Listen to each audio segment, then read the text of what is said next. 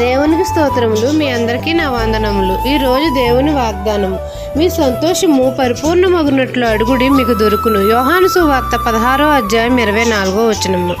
సర్వశక్తి గల దేవుడు మన తండ్రి అయిన యెహోవా మనతో సెలవిచ్చినదేమనగా, మన సంతోషము పరిపూర్ణమగునట్లు అడుగుడి మనకు దొరుకును అని. మన ప్రభువును రక్షకుడైన యేసయ్య కనికరం గల దేవుడు గనుక మన ఎడల కృప చూపుతున్నాడు. మనము దేవుని చిత్తాన్ని నెరవేర్చిన ఎడల దేవుని దక్షిణ హస్తం మనకు తోడుగా ఉంటుంది. కాబట్టి మనము మన తండ్రికి మొరపెట్టినప్పుడు తండ్రి మన మొర ఆలకిస్తాడు. మన సంతోషం పరిపూర్ణమగునట్లు తండ్రిని దేవుని చిత్తానుసారంగా మనం ఏది అడిగినను మనకు దయచేస్తాడు. మనం యేసయ్య నామాన్ని నమ్మితే చాలు, అనేకమైన అద్భుత కార్యాలు మన జీవితంలో జరుగుతాయి. మన యేసయ్య నామాన్ని కలిగి ఉంటే అనేకమైన ఘన విజయాలు పొందుకుంటాము. కాబట్టి మన సంతోషం పరిపూర్ణమగునట్లు మన తండ్రిని మనం అడగాలి, వేడుకోవాలి.